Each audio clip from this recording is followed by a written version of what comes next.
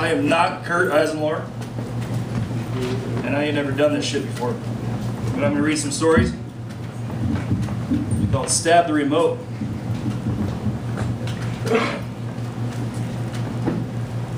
That's it. That's the story. No. First one's called Rattle. For years I'd been keeping 2 of my wisdom teeth in a little wooden box painted white with the word milk written on the lid. At some point I super glued the lid shut. Last Tuesday I mailed it to a woman who told me she had 5 abortions, she had 5 siblings, and what, if anything, did I make of that? I had 4 wisdom teeth. 2 went into the box, the other 2 I glued to the painting I gave her when we first met. I also like to drink a lot. Job interview. Tomorrow, you'll have a panic attack on the train, and a police officer will make you breathe into a paper bag. Get out of my office. I'm just letting you know. Laundry pen.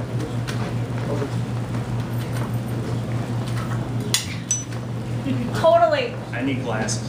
The kid is always trying to feed me. I ate a turkey sandwich he served me about an hour ago. My mistake was the cookie right after. I have the munchies again, but I'm afraid to eat the popcorn he made. I stand and walk around the room, around the room, around the room, before walking into the kitchen and throwing out his mother's refrigerator the following 8 words. Market, church, prison, whorehouse, trade, worship, love, murder. You're going to get in trouble for that, he says. I can hold my own land. No, it's It's part of the act. okay. Thank you. Yeah, no, it's cool. Thank you, though. This fine lady, everyone. Thank you. Woo! Yay!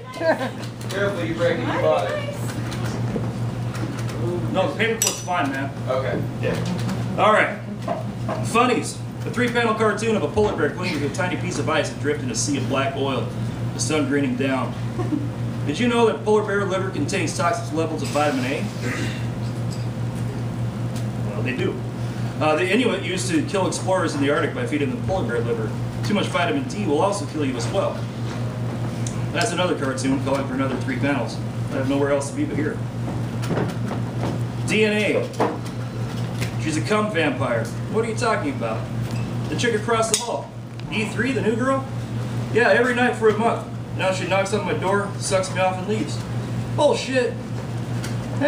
She says it helps her sleep. She can't sleep without swallowing my load. That's kind of sick. I know, but what, your load or anybody's load? I think just mine.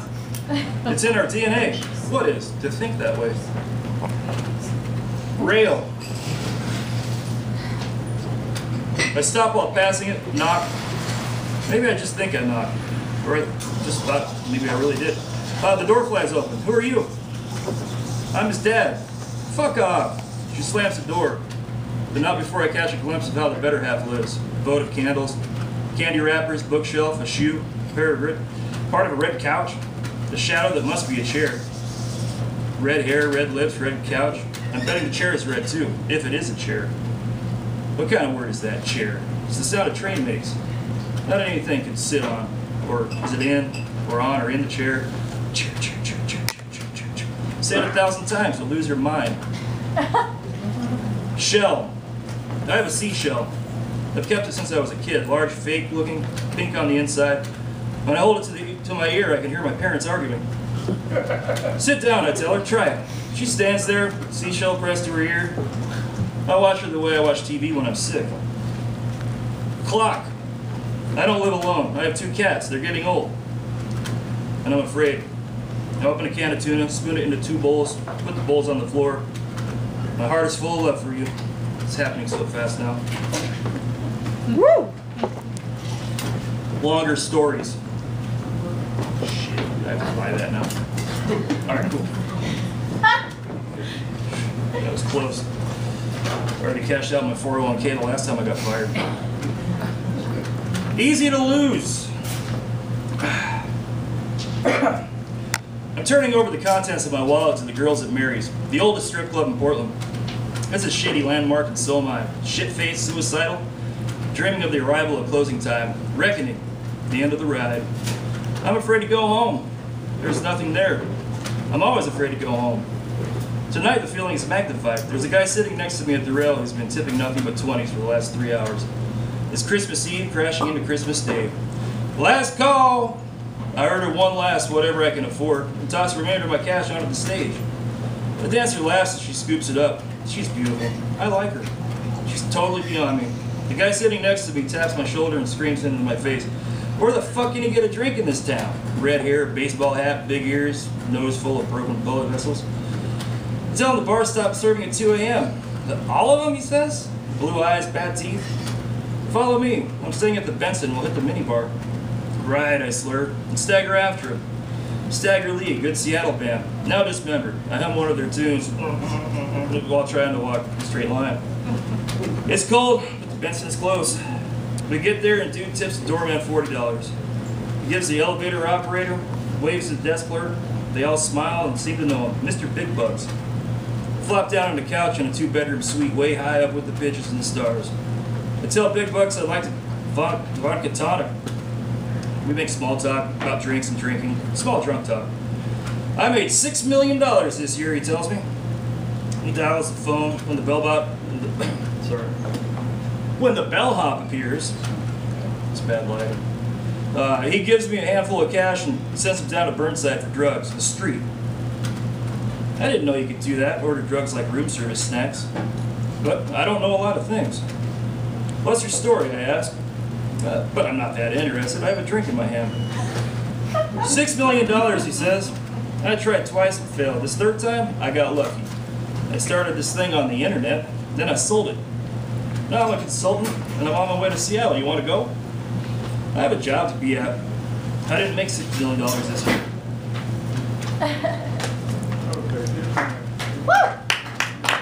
Not the end of the story. Fuck it, man. How much do you make? What do you do? I'm a bartender. Come up to Seattle for a few days. I'll put $5 grand in your bank account right now. We'll hang out and get fucked up. Right. I'm serious. I'll give you $5 grand. What's your account number? Fuck that. I need my job. The bellhop appears, raps on the door, and Big Bucks gets up to let him in. They do their business, and I fix myself another drink for the minibar. Big Bucks tips the kid $60. 20, 20, 20, quick in the palm. Shuts the door and tells me all about it. All I could find was crack, he says. He sits down and hooks himself up an empty Coke can to smoke it from. You want some? I hate that shit, I tell him. Truth is, I've never had it. You'll want some later. He gets up and turns on the television. Cable porn, no penetration. I go to the bathroom, I check my eyes, splash water on my face, spit into the mirror like it's some stupid movie. When I get back, Big Bucks has a chair pulled up close to the TV. He has his pants off, he's trying to masturbate. I love this chick, he says, but he can't get it up. His piggly wiggly little dick is useless. He keeps working at it, breaking every few strokes to bring the Coke can to his mouth. His dick lays there like one of those dead worms you see on the sidewalk after a hard rain. I close one eye and look at the TV. The smell of the crack reminds me of the cancer ward. Dead relatives, open wounds. The girl on TV is beautiful. I know her, but I can't remember her name. God, Big Buck says, I want to fuck her. Are you bi? No, I tell him. Her name is Blake. That's her last name. I'm no good with names, but I'm right about this one. I think I'm bi, he says. It strikes me funny to think I was once married and in love. Used to eat meals and go for walks and kiss my wife goodnight. Not feel terrified for the holidays. So funny, I want to cry. But that'll come later when I get back to my apartment. The sun will be streaming through the windows and I'll want to be dead. Not that it matters now. I pick up the Coke can, put a rock in there, and fill my lungs with chemicals and exhaling a noxious cloud of hopelessness. $6 million. Money could buy just about anything, but that's not enough. Big Bucks probably won't live long enough to spend it all. Or worse, he will. Can I suck your dick, he says. No thanks, I tell him. I'll lay down in a love seat and let Big Bucks do his drugs. Cracks make my brain feel like a pinball machine. I close my eyes and try for unconsciousness anyway. Why is crack so much easier to find at 4 a.m. than weed? Because the dealers are using, and the stoners are all passed out. Yeah. I have some Xanax in my pocket. I take a few, let them dissolve under my tongue, slip in and out of bad dreams. Hours seem to pass. I lift one eye and I see Big Buck squatting in front of the TV. Blue flickering light, shadows, people fucking. He's squatting over a hotel towel, sticking minibar bottles up his ass. Still smoking crack. Still no heart on him. I sit up, collect myself. I'm clean now, pure of heart, half crazed. Hey, you know that magazine you brought back from the club? You can call it hooker. There's a whole section in the back. Photos, numbers, everything. No shit, call us one. He pauses before putting another bottle up his ass. I hope this isn't freaking you out. Hey, listen, man, I'm out of cigarettes. There's some money on the table, he says. Take 10, get us a couple packs, Camel Lights. He turns his face back to the TV, page through the magazine. It's called Exotica, and the girls are escorts. Let me find my place again here. I zero in on the ugliest, most psychotic-looking tranny I can find and dial the number. I give the address of the room. There's a pile of cash sitting at the end of the table by the door.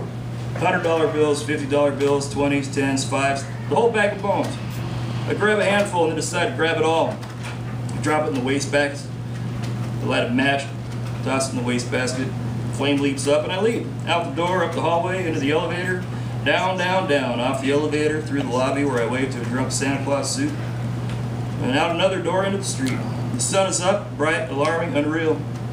The air smells of sleigh bells and gasoline. The Christmas people are awake, making their way to where? The warm meal of family and friends, presents and ham, mashed potatoes, gravy, cookies, gingerbread houses, eggnog, minus the booze, maybe too much of it. They all have stories. They're all full of secrets. I'd tell mine to God, if I believed there was a God. I think he would understand.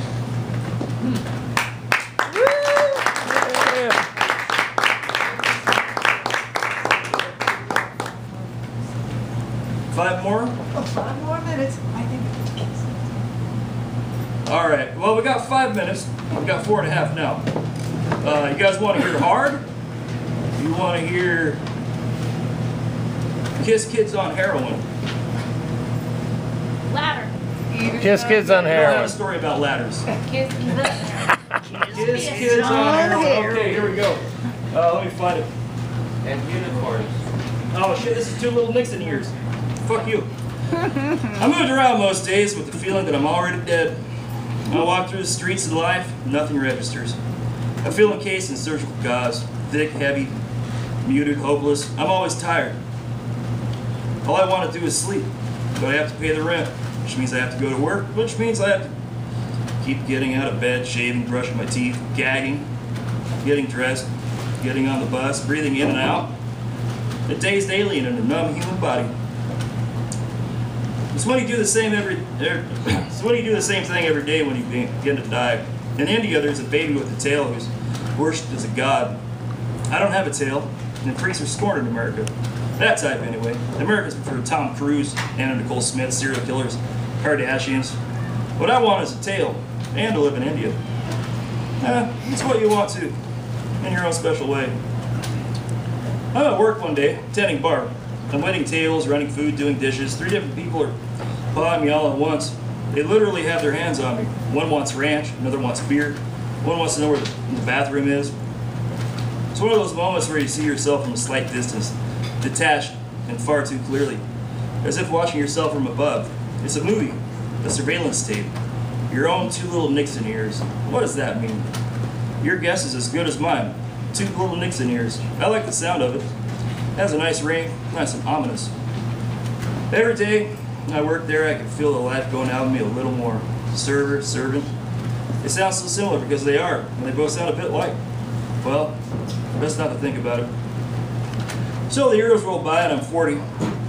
My new thing is greeting customers with the word die.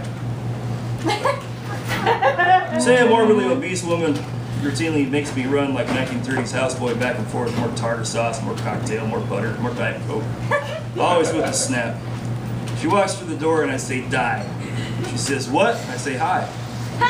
Oh, I thought you said die. That's a bit morbid, don't you think? Hold on here. I guess I'm feeling insecure today. Sorry about that. I see her and I wonder what the hell's wrong with me. With her. With the world. And just when I think I've figured it out, I realize nothing, understand nothing. My eyes well up. Why are you crying? Well, my dad died. When? 20 years ago. See what I mean? Ow! Yay!